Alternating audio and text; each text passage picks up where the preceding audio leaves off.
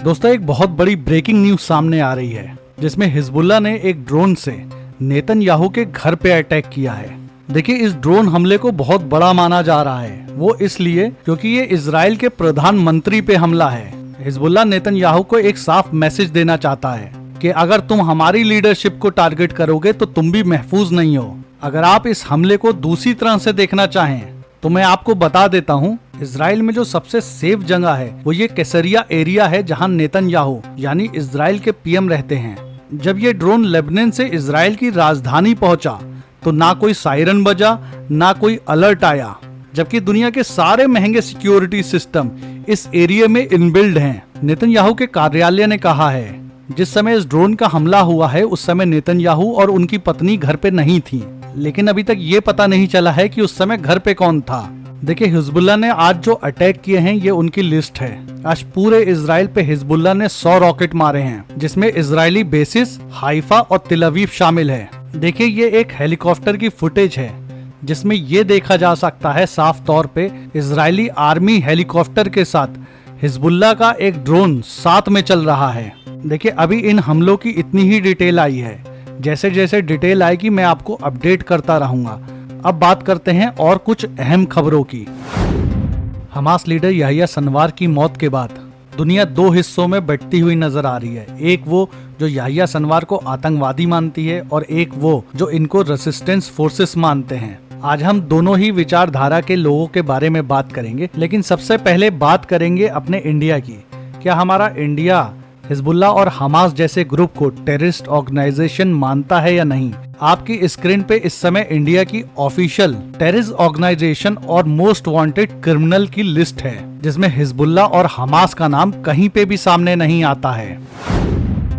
Yahya Sinwar की मौत से जुड़े कुछ अपडेट्स हैं मेरे पास, जो मैं आप लोगों के साथ शेयर करना चाहता हूँ। हालांकि उनसे जुड़ी जिंदगी पे मैंने एक पूरा वीडियो बना दिया है जो लास्ट स्क्रीन पे आपको मिल जाएगा। आप अपनी स्क्रीन पे देख सकते हैं, आईडीएफ ने एक नया वीडियो रिलीज करा है याह्या सिनवार की मौत का, जिसमें दिखाया है वो एक टैंक हमले में मारे गए हैं। इस समय आप अपनी स्क्रीन पे कुछ आम सी चीजें रखे हुए देख रहे होंगे।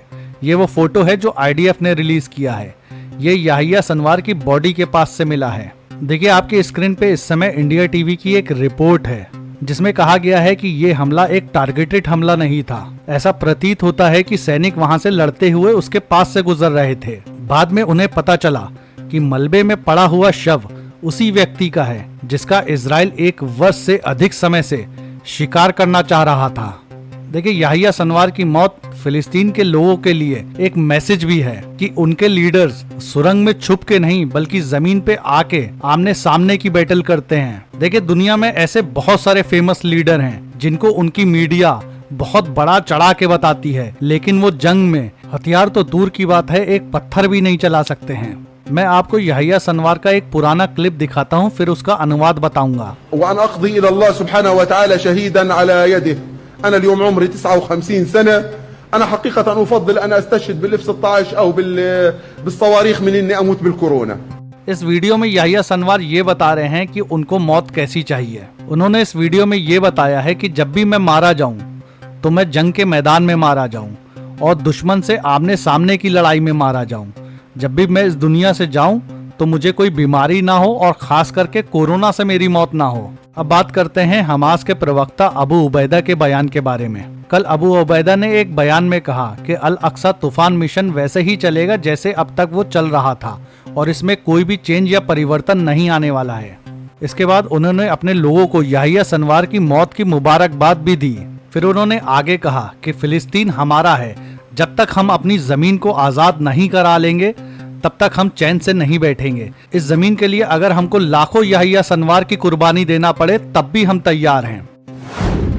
देखिए, इजरायली आर्मी आईडीएफ ने एक्साइटमेंट में आके नेतन्याहू के खिलाफ एक काम कर दिया। जब आईडीएफ के हमलों से याह्या सिनवार की मौत हुई तो तुरंत उसने याह्या सिनवार के मरने के फोटो रिलीज कर दिए, जबकि नेतन्याहू ऐसा बिल्कुल भी नहीं चाहते थे, क्योंकि नेतन्याहू चाहते थे कि याह्या सिनवार की लाश को किसी टनल में दिखाया जाए, जिससे दुनिया में ये मैसेज जाए कि हमास के नेता आईडीएफ के खौफ से टनल में छुपे हुए थे।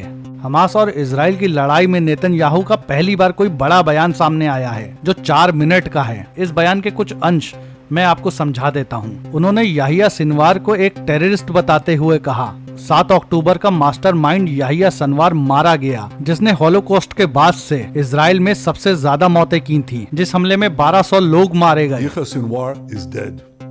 He was killed in Rafah by the brave soldiers of the Israel Defense Forces. इस बयान में नेतन्याहू ने आगे कहा, ये लड़ाई का अंत नहीं है, बल्कि ये लड़ाई की शुरुआत है। हमास को चाहिए कि वो हमारे हॉस्टेजेस को छोड़ दे, अपने हथियार डाल दे।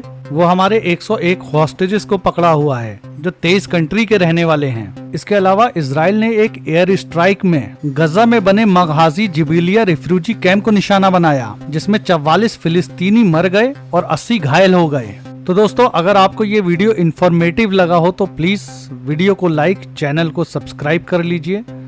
और प्लीज अगर आप ऐसी न्यूज सुनने के शौकीन हैं तो वीडियो को शेयर जरूर करिए, ताकि चैनल और भी लोगों तक पहुंचे। जैसा कि अभी मैंने थोड़ी देर पहले कहा था कि मैं लास्ट स्क्रीन पे एक वीडियो डाल दूंगा याहिया सिनवार की मौत के बारे में, कि उनकी ज़िंदगी कैसे गुजरी। वो ये वीडियो है, ये आप देख सकते हैं।